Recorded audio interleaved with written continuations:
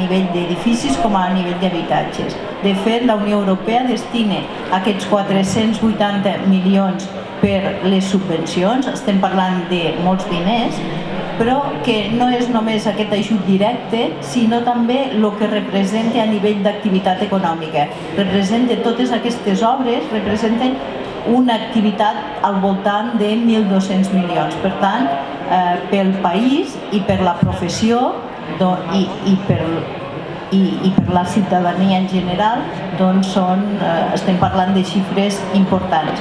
De fet, aquests 470 milions se'n destina 170 al programa 1, que està més destinat a barris. Aquest tipus de programa és més per la iniciativa municipal, perquè hi hagi un conjunt d'edificis que a nivell municipal vol engegar una rehabilitació energètica en conjunt. Després tenim 246 milions Ui, s'està exhaurint la bateria. 246 milions destinats al programa 3, que és el que està destinat a edificis d'habitatges. No, està bé. Sí. Que aquest tipus d'iniciativa més d'edificis estaria més destinada a comunitat de propietaris i també igualment a propietaris individuals. I després hi ha 54 milions destinats al programa 4, que és més el programa d'habitatges, que seria com pel petit propietari per fer una rehabilitació energètica, una millora energètica per al seu pis. És una iniciativa més a nivell de ciutadania. A veure si em porten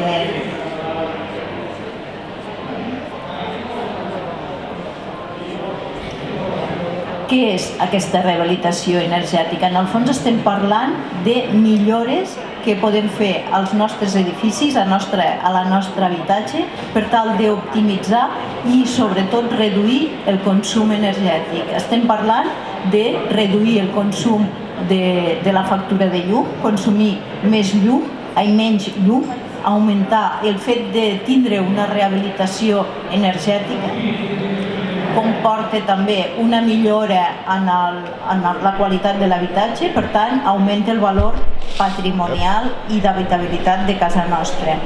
El fet de millorar energèticament un habitatge, també el que fem és millorar el confort en aquests habitatges. Per tant, si millorem el confort, millorem també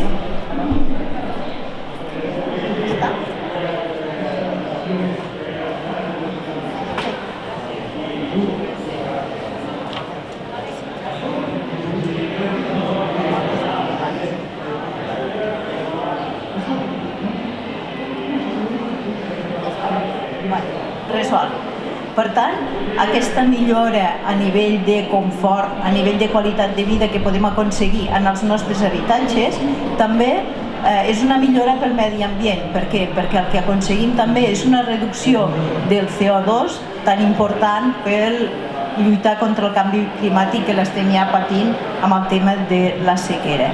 Per tant, aquesta rehabilitació, aquesta millora del confort, aquesta rehabilitació energètica, el que volem i hem de fer primer és abrigar els edificis. És com la major part d'habitatges que tenim, el nostre parc residencial està molt envellit i difícilment, moltes vegades, costa fer manteniment d'aquests edificis. Tots tenim la consciència de fer manteniment del cotxe, però també s'ha de fer manteniment dels habitatges.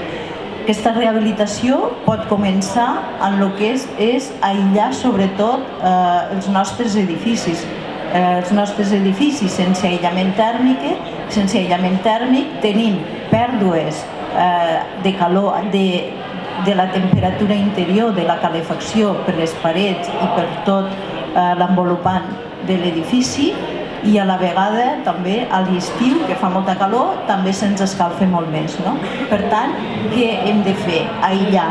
Quan nosaltres tenim fred, què fem? Ens posem una jaqueta. Quan tenim calor ens la podem treure. Però aquests edificis el que hem de fer sobretot és aïllar-los tèrmicament.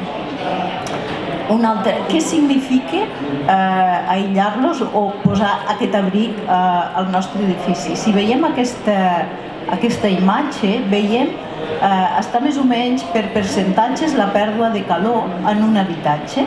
Veiem que per la coberta perdem de l'ordre d'un 22%, en els murs exteriors un 30%, en els vidres un 20%, per les obertures i llocs forats podem arribar a perdre un 13% i també pel terra, també és un altre lloc on tenim molta pèrdua de temperatura, que és el 15%. Per tant, fixem-nos que si nosaltres el que fem és actuar sobre l'envolupant de l'edifici, sobre aquestes façanes, les mitgeres, les finestres, el terra, la coberta, estarem millorant aquest comportament energètic del nostre edifici. Com ho podem fer? Millorant l'aïllament tèrmic, aïllant, i també no només millorar a través d'aïllar, a la millor posar un aïllament on ens podem trobar una càmera d'aire en una paret que no té aïllament, doncs omplir aquesta càmera d'aire, ficar aïllament a la coberta, si podem també aïllar el terra, canviar fusteries, podem millorar l'estanqueïtat del nostre edifici. Per què? Perquè podem tindre moltes fuites a nivell per les ventilacions. Per tant, tot això és el que vol dir abrigar el nostre edifici i és una de les principals millores que hem de fer. De fet, aquests ajuts dels Next Generation estan adreçats sobretot en aquesta millora energètica i també no només a la millora energètica a nivell de pell i a nivell d'aïllar el nostre edifici, sinó també millorar les instal·lacions. Les instal·lacions hem d'intentar anar cap a l'ús d'energies de fonts renovables a partir de la producció d'aigua calenta a partir de plaques solars tèrmiques o la producció d'electricitat a partir de plaques fotovoltaiques. Això és una gran millora, no només a nivell d'emissions de CO2 a l'ambient, sinó també és un tema a nivell econòmic, d'estalvi. Sí que primer hi ha d'haver una inversió, però sí que després tenim ràpidament el retorn. I poder aprofitar aquests ajuts per fer aquestes millores a les nostres llars s'ha d'aprofitar. També, sobretot, la substitució de calefacció per combustibles fòssils per altres sistemes molt més eficients, sigui una aerotèrmia, sigui una caldera de biomassa, sigui un sistema de geotèrmia.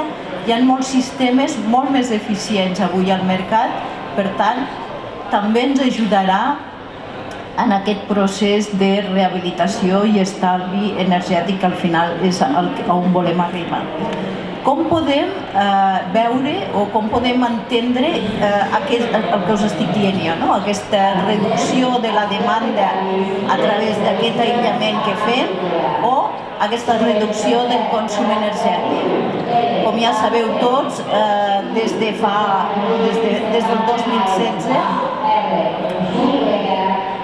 2006 per obra nova i des del 2017 per edifici existent, tots els edificis han de tindre una etiqueta energètica, com la nevera o com té un cotxe.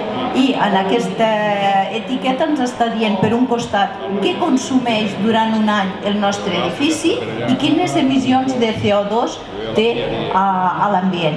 Per tant, l'etiqueta que teniu a l'esquerra, no sé si és a la vostra dreta, sí, és una etiqueta que ens diu que té un consum de 340 quilowatts per metre quadrat any i unes emissions de 81 quilos de CO2 a l'any també. Una millora, una rehabilitació energètica en la que hi ha una millora, vol dir que reduïm per un costat el consum i també reduïm les emissions. Fixeu-vos, aquí en una teníem una lletra E i en l'altra tenim una lletra C, per tant, i en quant a emissions, una lletra B. Per tant, aquí hi ha hagut una millora. Aquesta millora sorgeix a partir d'aquest tractament de l'envolupant i també d'aquesta millora en el que són les instal·lacions del propi edifici. Fixeu-vos que l'escala de qualificació és de la A a la G, la A la més eficient i la G el menys eficient. Per tant, és un element, a més aquesta etiqueta és obligatòria sempre que comprem un habitatge, sempre que lloguem un habitatge és obligatori i hauria de ser determinant a l'hora de nosaltres escollir un lloc on anar a viure, tindré aquesta etiqueta i saber llegir perquè al final ens afecta directament a nivell econòmic. Qui són els beneficiaris d'aquestes subvencions? Aquestes subvencions estan pensades per edificis d'ús residencial, d'acord?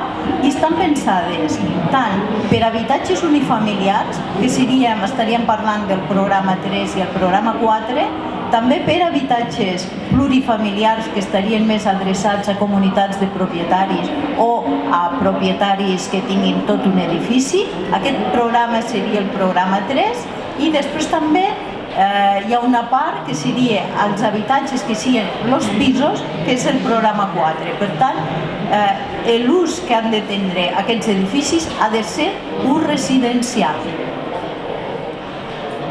Entrarem ara a parlar i a presentar cada un dels programes, els que més ens afecten. En aquest moment hi va haver primer una primera resolució de la Generalitat i hi havia un termini de sol·licitud que s'acabava al desembre, però va sortir ràpidament el mateix, va acabar un i va començar un altre, l'ampliació d'aquesta resolució. El termini de sol·licitud que tenim fins ara és fins al 30 de novembre d'aquest any o fins a exhauriment dels fons, d'acord? També el Reial Decret, la resolució ens marca el termini d'execució d'obres, que són 18 mesos pel programa 3 des de la data de l'ajut o 12 mesos pel programa 4. Després veurem que les obres poden estar iniciades, poden estar acabades, poden estar a mig fer, d'acord? Veurem en cada cas.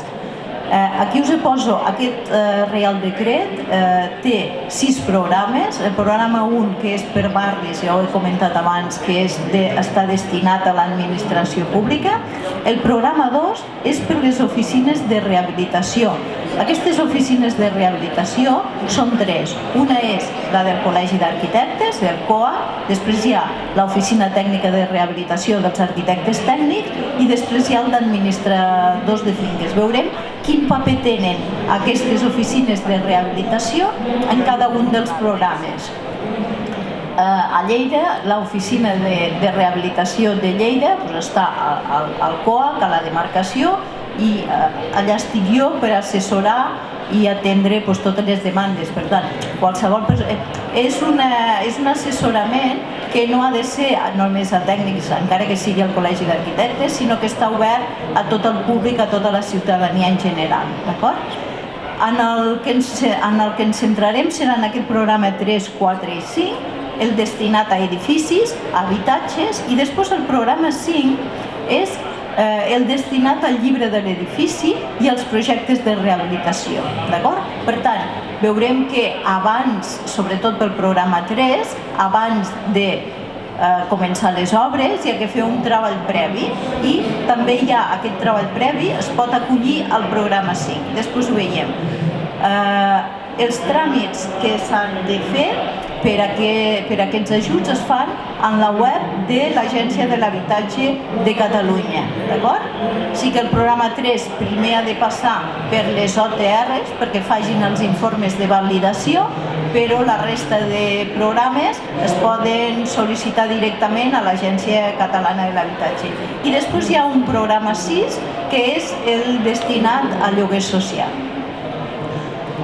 Entrem ara en el programa 5. El programa 5 és el que es podria fer abans de començar una gran rehabilitació en un edifici públic. El programa 5 és el de llibre de l'edifici existent i projecte de rehabilitació. Aquest programa està destinat a la rehabilitació en ús residencial tant per habitatges unifamiliars com plurifamiliars. Aquest programa no està destinat per lo que seria els pisos, només per habitatges unifamiliars i plurifamiliars. Com us he dit abans, aquests ajuts es poden demanar per obres no iniciades, per obres iniciades o finalitzades i també es poden acollir totes les obres que s'hagin fet posterior a l'1 de febrer del 2020, sempre i quan hi hagi una rehabilitació energètica. El que és prioritari i necessari és una rehabilitació energètica. Qui són destinataris? Tots els que siguin propietaris, comunitat de propietaris i fins i tot cooperatives de propietaris. En aquest programa, el programa 5, el que és subvencionable són tot el que seria el projecte de rehabilitació, sempre i quan hi hagi una millora energètica, i aquesta millora energètica s'haurà de demostrar, ja veurem com, i també per l'elaboració del llibre existent. Són dues coses diferents, es pot demanar les dues o es pot demanar una d'elles. En tots els ajuts hi estan inclosos tot el que serien els honoraris tècnics també. També són despeses que es poden sumar. El que no està inclòs serien el que són les taxes de llicències, impostos, això no estaria, però tot el que són honoraris tècnics també estan inclosos com es poden deduir, es podran sumar al final dels costos. Què no és subvencionable? Un canvi d'ús de tot l'habitatge, de tot l'edifici. Per exemple, tinc un edifici d'oficines i com aquests ajuts són per residencials, converteixo aquest edifici d'oficines en un edifici residencial.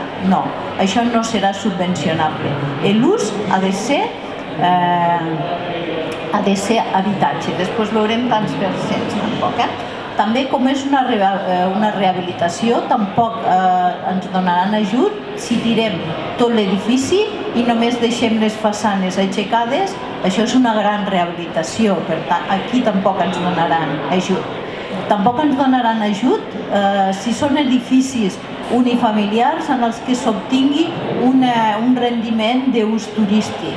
Això tampoc ens donaran cap tipus d'ajut. Si, en canvi, si nosaltres, encara que sigui un allotjament turístic, i ens comprometem a durant 10 anys renunciem a aquest rendiment d'ús turístic, aleshores sí.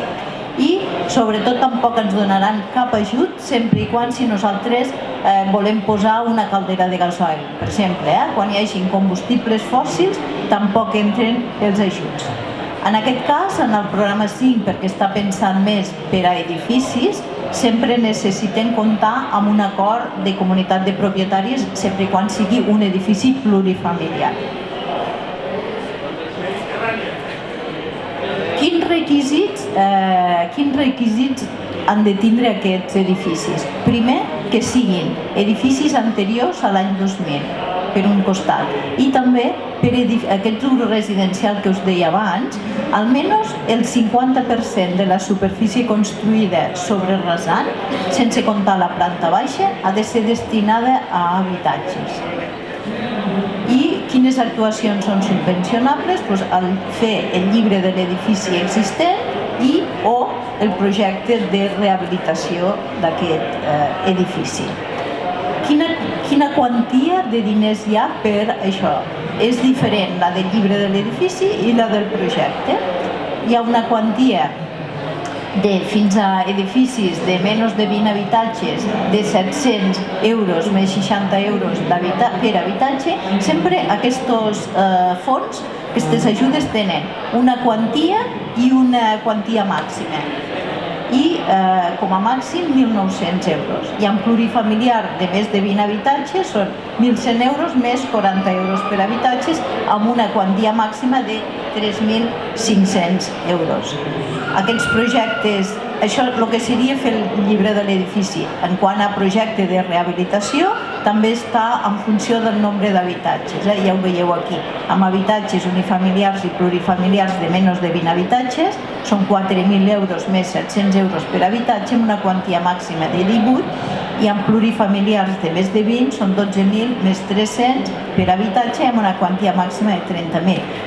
Fixeu-vos que estem parlant de diners, quan nosaltres ens donen aquest ajut pel programa 5, aquests ajuts són compatibles entre ells, sempre i quan jo demano aquest ajut pel programa 5 del projecte i després començo a fer les obres pel programa 3 i demano l'ajut també per la rehabilitació en el programa 3. Què ens passarà?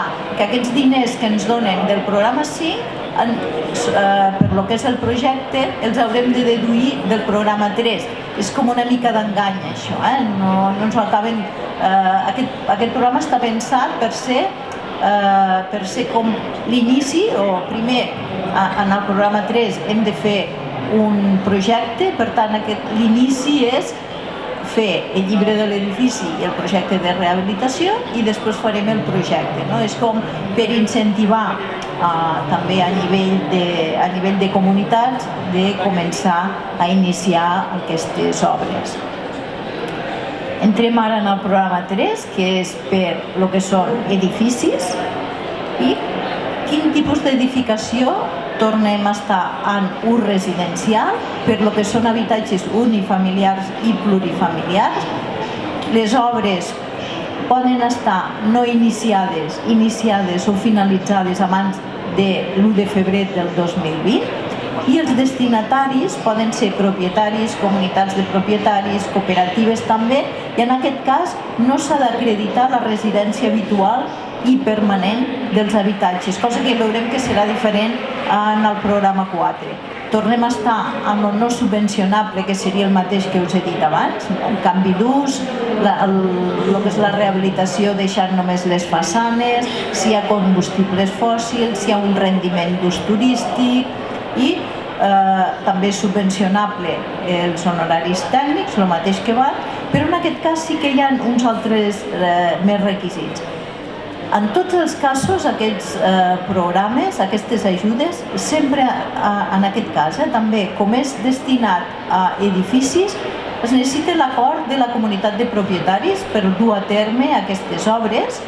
Importantíssim disposar de llicència d'obres o, depèn del que s'hagi de fer, a la millor hi ha una comunicació i, en aquest cas, un projecte o una memòria tècnica. De vegades m'han trucat, sobretot més que res pel programa 4, que tenen unes obres que han fet, que van canviar la fusteria i tenen la documentació i ja ho han fet. I la pregunta és, heu demanat llicència d'obres?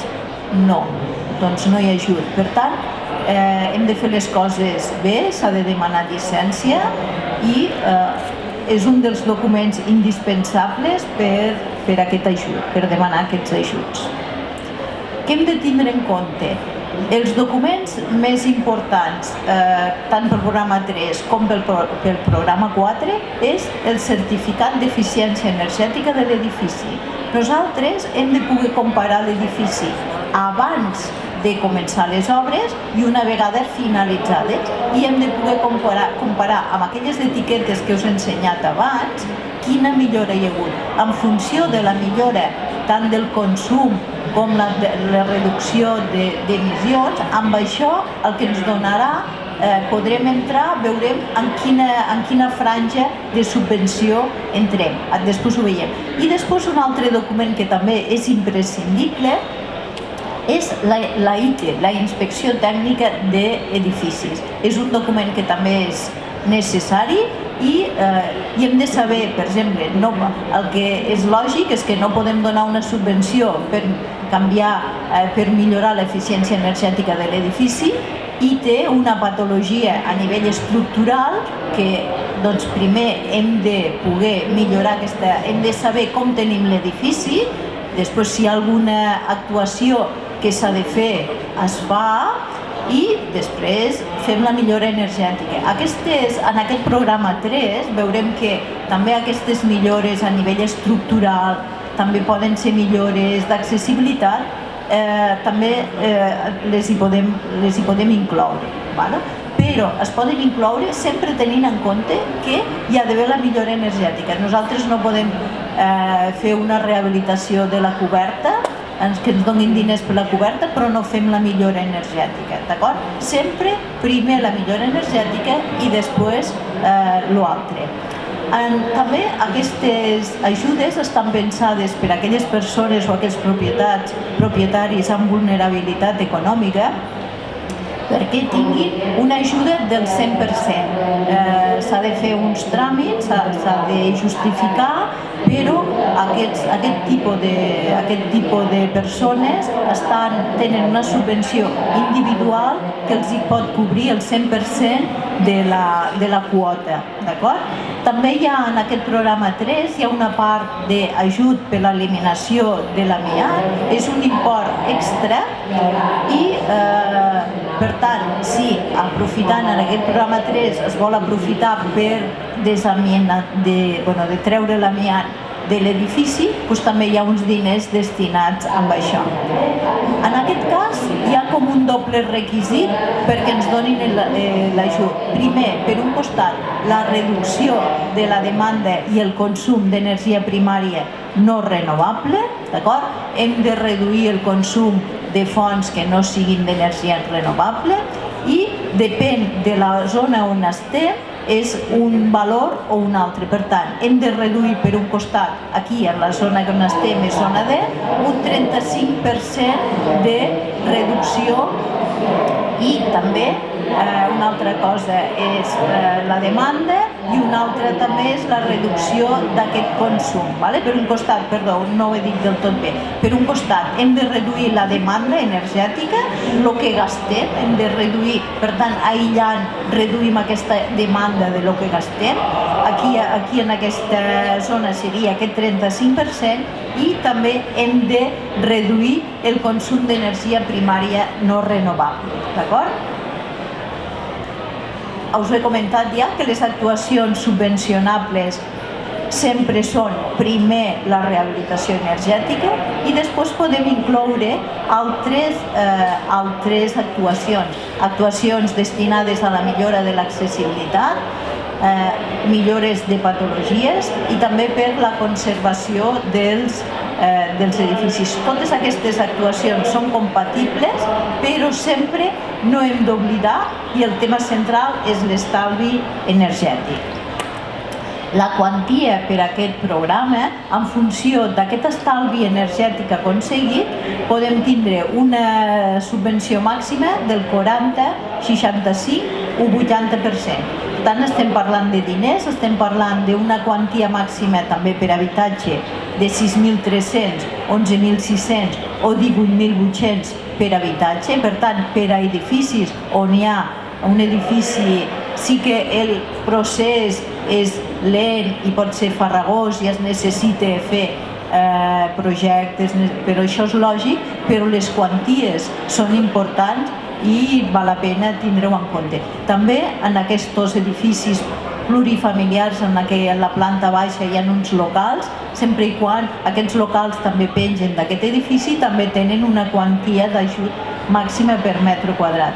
I el que us havia comentat abans, la retirada de l'amiant són o 1.000 euros per habitatge o 12.000 per edifici. Passem ara al programa 4. Aquest programa 4 és el que està més destinat a la ciutadania.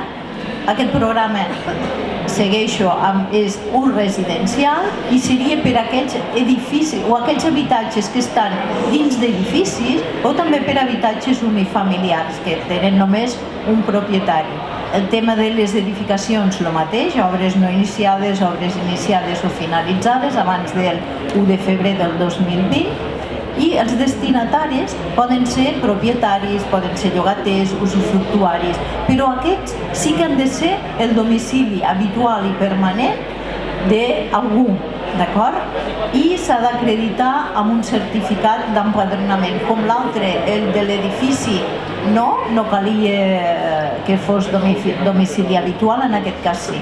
Tampoc és subvencionable els generadors tèrmics en combustible fòssil i aquest està més destinat a aquest canvi de fusteria, aquest canvi de finestres, jo vull aïllar la coberta, vull ficar aïllament a les parets.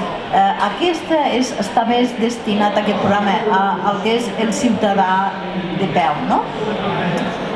I és subvencionable també els honoraris tècnics i els requisits, en aquest cas no cal comptar, això se m'ha colat, no cal comptar amb l'acord de la comunitat de propietaris, sí disposar de la llicència d'obres i també una memòria tècnica o projecte si cal, d'acord? És important, en aquest cas, en aquest programa 4, clar, l'ajut, espereu-se, sí, també es necessitarà els certificats d'eficiència energètica anterior i posterior a l'obra per poder fer aquesta comparativa i saber què ens estalviem, com en el programa 3 hi havia que complir les dues coses, no? Per un costat, reducció de la demanda i reducció del consum d'energia primària no renovable, en aquest cas podem només una de les tres exigències, en què se'n compleixi una n'hi ha prou. Primer, la reducció de la demanda d'un 7%, veieu que abans estàvem parlant d'un 35%, un 25%, aquí estem parlant d'un 7%, per tant, estem demanant molt poc. També, com podríem reduir aquesta demanda? Doncs aïllant la coberta, aïllant les parets exteriors, canviant la fusteria, ficant una fusteria de millor, que tingui una transmitància molt millor i que també tingui una permeabilitat a l'aire també molt millor. Per tant, així podem reduir la demanda. Com podem reduir el consum d'energia primària no renovable? Doncs a la millor canviant la caldera de gasoil per ficar una aerotèrmia, posant unes plaques solars, etc. D'acord? I també un altre punt és modificació o substitució d'elements constructius de l'envolupant tèrmic. Per exemple, jo canvio la fusteria. Aquesta fusteria que canvio sempre ha de donar, o el que fem, tant si aïllem la coberta, si fem alguna cosa només puntual, ha de complir el que diu la normativa vigent, que és el codi tècnic en quant a transmitància i permeabilitat. Pot ser que complim aquests valors de transmitància i permeabilitat en unes finestres, però no arribem a la reducció de la demanda d'un 7%. D'acord? Per tant, podem entrar en un d'aquests tres casuístiques. Aquest programa està pensat per demanar una cosa, però hi ha com un buit que, si per exemple, clar, si estic jo canviant, ficant unes plaques solars i canviant la fusteria, veurem que aquí ens donen com a màxim una subvenció de 3.000 euros. Dius, ostres, 3.000 euros o un 40% o 3.000 euros és molt poc. Sí que accepten demanar dues coses. Què vull dir jo? Canvio la fusteria, faig un tràmit i canvio les plaques solars i faig un altre tràmit. D'acord? Per tant, estaríem parlant ja no de 3.000, sinó 3.000 més 3.000. Sí? La quantia màxima subvencionable en aquest cas són 7.500 euros i la inversió mínima són 1.000 euros per habitatge. També és compatible amb els programes 1 i el programa 3, aquest programa. Però en aquest cas, com en el programa 3 era subvencionable també temes d'accessibilitat, temes de patologies, en aquest cas no. En aquest cas només és subvencionable les actuacions de millora energètica. Què passa? Entrem ara a veure en el finançament i el que són les deduccions fiscals de tots aquests tràmits. Hi ha un conveni amb les entitats financeres per poder finançar el 100% del cost total d'aquestes obres. Què passa? Estem en un programa d'habitatges, un programa 3, per exemple, estem parlant de molts diners i que les comunitats de propietaris no disposen d'aquests diners. Una manera de poder assumir aquestes obres és a partir d'aquest finançament amb les entitats financeres que s'han acollit i poder aconseguir aquest finançament. Podem fer el projecte, podem fer les obres i una vegada estan les obres acabades rebrem els diners i ja només ens quedarà pagar les quotes per lo que quedi per finançar. després veurem. Gràcies a aquests ajuts és una oportunitat ara poder fer aquestes obres de millora d'eficiència energètica. Veiem que hem vist que podíem rebre subvencions entre el 40, el 65 i el 80% en funció de l'estalvi econòmic, l'estalvi energètic que aconseguirem, i que aquests préstecs que ens poden donar són préstecs a 10 anys amb un interès d'un 5,25, em sembla, i amb un període de carència. Tenen també beneficis a nivell fiscal aquestes comunitats i els propietaris també que ho demanen. Per què? Perquè veurem que són diners que no computen a nivell d'IRPF, per tant, això és important. I també veurem que també la part que no és subvencionable, veurem que també una part ens la podrem deduir, ara ho veurem. Per tant, podem gaudir de beneficis de rehabilitació, un molt estalvi, més confort i amb una inversió mínima. Què fan les entitats? Com són aquests préstecs? Les entitats, el que us deia, avancen aquest 100% dels diners necessaris per fer les obres, inclòs l'IVA, i després, un cop acabades, l'entitat recupera els diners de la subvenció i l'import restant es va pagant amb quotes. Què passa? Que no començarem a retornar aquests diners fins que no s'hagi acabat l'obra, fins que no s'hagi rebut la subvenció. Clar, és aquest període de carència. Per tant, això també és còmode per les comunitats de propietaris perquè no cal avançar ni cal fer cap tipus de bestreta ni res, no cal avançar aquests diners. I en funció de les inversions, les quotes poden arribar a ser molt baixes. El que us deia, els préstecs tindran un tipus fix màxim del 5,25 amb un termini de 10 anys d'amortització. Aquest seria el camí, no? El primer que es faria és fer la sol·licitud d'atorgament de subvenció. Quan tenim la sol·licitud i ens diuen us donem la subvenció, aleshores és quan el banc ens dona tots aquests 100% dels diners, podem fer les obres. Una vegada estan les obres acabades hi ha d'haver una revisió un altre cop al final perquè s'hagi fet tal com diuen al projecte i que realment aquelles millores que nosaltres hem dit siguin les que compleixen. No pot ser que nosaltres fem un projecte amb un model de caldera, amb unes característiques i que després el canviem. Per què? Perquè a la millor aquella millora que nosaltres havíem dit que era d'un 65, d'un 80, podria no complir i perdre part d'aquesta subvenció. D'acord? Per tant, aquesta part d'obres de control veurem ja més endavant també la importància que té i quan nosaltres cobrem aquesta subvenció se dedueix, llavors queda només unes quotes que es van pagant cada mes, sempre tenint en compte el que us havia dit abans, que si hi ha persones vulnerables poden arribar a tindre, poden demanar-ho i el 100% de l'import. I una vegada comencen a picar, llavors veiem també quines deduccions fiscals a nivell de renta poden tindre. Aquestes grans obres estan amb un IVA reduït d'un 10%. El que us havia dit abans, és un impost que no tributa a nivell d'IRPF, per tant, aquestes ajudes queden exemptes i també tenen unes desgravacions fiscals de la part no subvencionable. Quines són aquestes desgravacions? Poden anar, en el cas del programa 3, és d'un 60% i en el cas del programa 4 d'habitatge és d'un 20% quan hi hagi la reducció aquella del 7% que havíem dit de demanda i un 40% quan hi ha millora del consum d'energia primària no renovable. Us posaré aquí dos exemples perquè aquí es veu molt més clar. Per exemple, aquest és un edifici d'un propietari i és un edifici que estaria en el programa 3. La inversió total, sense ajudes, és de 30.000 euros. Com ha fet una millora fins a la reducció del 80%, l'ajuda que rep són 18.800 euros. Això pot ser un habitatge unifamiliar perfectament.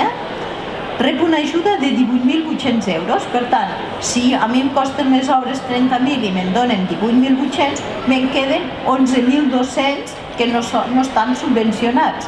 Aquests 11.200 encara em subvencionen, que aquesta part no subvencionada, gràcies,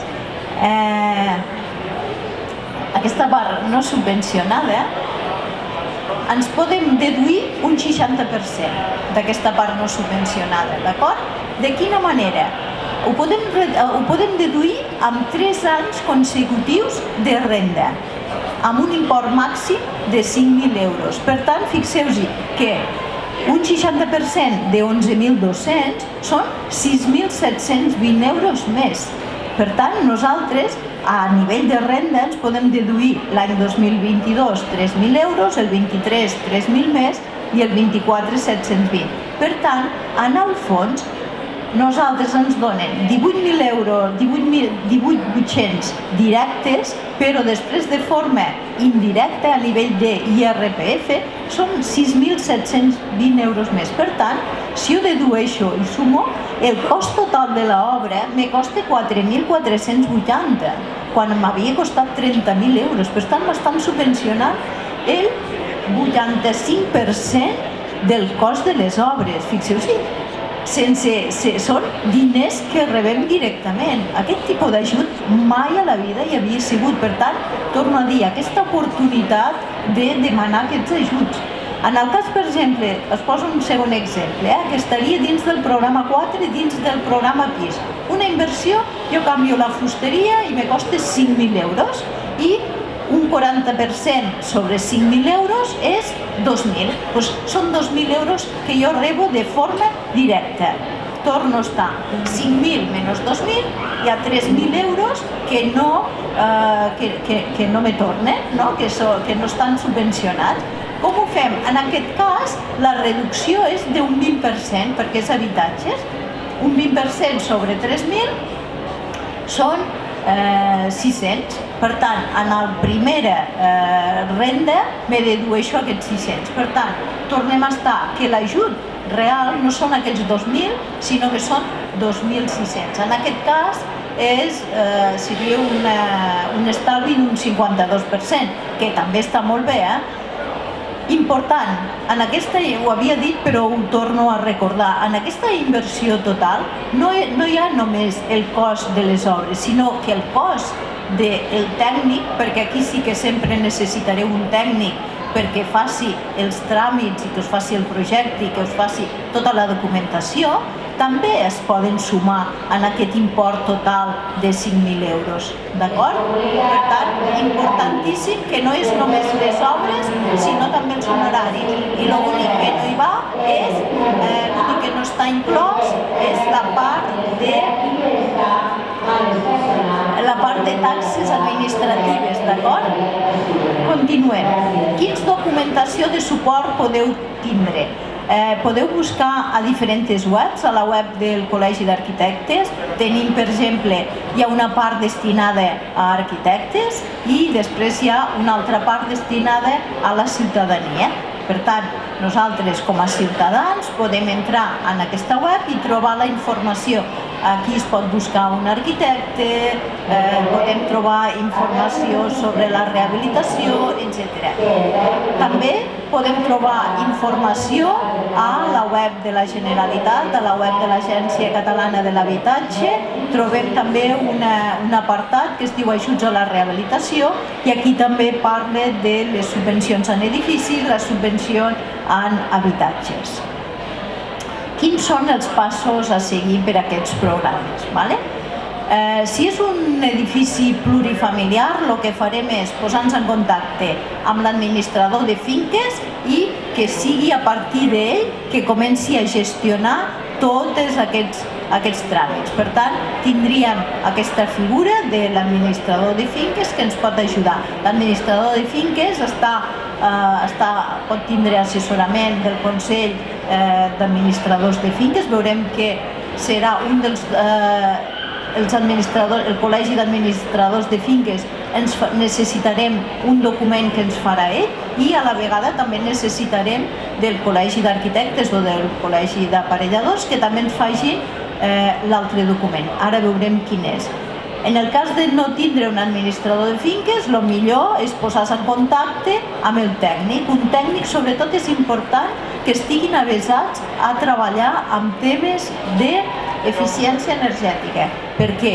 Perquè els tràmits, torno a dir, són laboriosos, tenen la seva... però que siguin persones, sobretot, que estiguin acostumades. Aquí us he posat també les diferents webs on podeu entrar.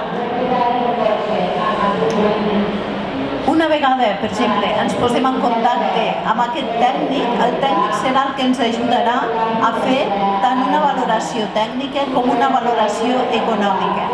Ens ha de fer un estudi acurat de tot l'edifici, de veure com està, quines característiques constructives té aquest edifici, quines instal·lacions tenim, i ens ha de fer una proposta de millora. Ha de mirar quines possibilitats ens dona l'edifici, quina és la millor solució per tal de tindre la millor opció per accedir a aquests ajuts. Aquesta valoració tècnica sempre ha d'anar acompanyada d'una valoració econòmica. Per què? Perquè aquestes obres tenen un cost i s'ha de demanar sempre pressupost. Al final, a qui ha de fer aquestes obres? Ens pot ajudar en el càlcul de la subvenció que es poden obtenir i com finançarem la major part de l'obra. També ens pot ajudar en el càlcul d'aquesta quota mensual de què pot representar fer aquestes obres. Aquest petit exemple que us he fet jo també ens pot ajudar amb tota aquesta valoració.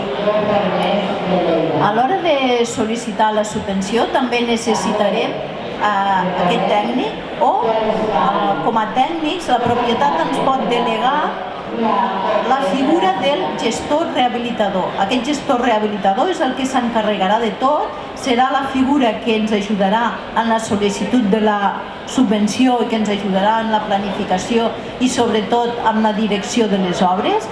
Quins avantatges té la figura del gestor rehabilitador? Primer, centralitzar tot el procés en una sola persona, perquè quan hi ha moltes persones un per l'altre la cosa no funciona. En canvi, si ho centralitzem tot en una persona, la cosa canviarà. Que tota una persona faci el mateix, tot el procés, també el que fem és simplificar i agilitzar, i que a més, com a persona implicada serà la persona que ha de vetllar pel compliment dels requisits de millora energètica durant tot el procés. Per què? Perquè d'això depèn que ens donguin l'ajut o que no ens donguin l'ajuda. També és important que les obres s'executin d'acord amb el projecte que s'ha presentat, ja us ho he comentat abans. Si no ho fem de la manera, pot ser que el resultat final no dongui i aleshores que tinguem problemes. Per tant, aquesta figura de l'agent rehabilitador del tècnic és bàsica per tot aquest procés. I a nosaltres, una vegada estan les obres fetes, que ens queda? Gaudir del confort i de l'estalvi, que al final el que volem és millorar tot el nostre parc residencial, que tots sabem està molt envellit. Aquí us poso una mica quins són els passos que s'ha de fer tant en el programa 3 com en el programa 4 i qui l'ha de fer. En el programa el primer pas és entrar a la web de la Generalitat, en el portal de tràmits, i començar per una declaració responsable que l'ha de fer l'arquitecte. Això sempre i quan ja tinguem el projecte fet. El segon pas, en aquest programa 3, és un aplicatiu. Hi ha una part que l'ha de fer des del Col·legi d'Administradors de Finques i una part que hem de fer els tècnics, des del Col·legi d'Arquitectes o d'Aparelladors. Cada un d'ells ha d'emetre un document, per exemple, els administradors de finca el que fan és l'avaluació d'idoneïtat administrativa. Què estan fent? Estan mirant que tota la documentació que nosaltres entreguem sigui la correcta, que no falti res, que sigui coherent, que els pressupostos quadren. D'acord? Per tant, administradors de finques el que fan és mirar això, miren que tota la documentació que presentem sigui correcta i coherent. Si no, ja ens posen alguna al·legació i ens diuen això no quadre, arregleu. Quin altre pas és? En el mateix moment en què s'envia aquesta documentació als administradors de finques, també l'enviem als col·legis professionals. Per què? Perquè el col·legi professional ha de fer un informe d'avaluació d'idoneïtat tècnica. Què ha de fer? Doncs que tota aquesta documentació tècnica que s'ha de presentar, aquesta demostració de reduccions dels consums, de la demanda, etc., estigui ben feta, que els certificats d'eficiència energètica siguin coherents, que no hi hagi, que estigui bé a nivell tècnic la informació. Per tant, quan això arriba a l'administració, ja saben que tenen l'informe d'avaluació d'idoneïtat administrativa, per tant, documentalment és correcte i tècnicament també. Per tant, el tràmit amb l'administració serà més ràpid perquè ja les oficines de control tècnic ja han fet aquesta feina prèvia. Fem la sol·licitud a la Generalitat i hi ha un temps, em sembla que són uns mesos, no recordo quant temps, uns mesos, perquè ens hagin de contestar. Ens han de contestar i ens hem de dir si ens la donen o no ens la donen. Si tot és correcte, ens la donaran, d'acord? El programa 4 és molt més curt, no ha d'anar en aquests col·legis professionals.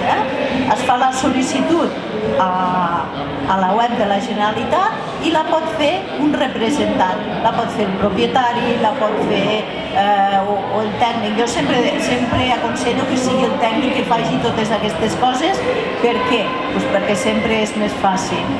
El tècnic en aquest portal de tràmits ha de fer una declaració responsable i en aquesta declaració responsable l'aplicatiu ens demana que anem introduint tots els diferents documents obligatoris. Aquest tràmit del programa 4 va a les oficines locals d'habitatge. Per tant, aquí a Lleida va una part, el que seria, jo sembla que estic a Lleida, però no, per exemple, Balaguer, que estic a Balaguer, aniria a habitatge Lleida, d'acord? El que serien les subvencions de dins Lleida ciutat va a un altre lloc, va a l'EMO, va a l'oficina d'urbanisme. Per tant, aquí anirien directament a lo que seria a l'Agència de l'Habitatge a Lleida. No aniria a Barcelona com el programa 3. Aquí us he posat una mica un resum de lo que us acabo d'explicar i us poso aquí els diferents contactes. Si volem contactar amb un arquitecte, aquí tenim el correu electrònic que el rebo jo directament. Si volem parlar amb un arquitecte tècnic, tenim aquí el seu correu i aquí tenim el correu i la web també dels administradors de finques. I em sembla que ja he acabat. Gràcies per escoltar-me.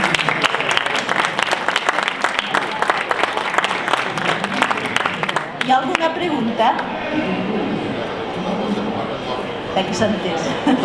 Pues res, gràcies per la vostra paciència i fins la propera.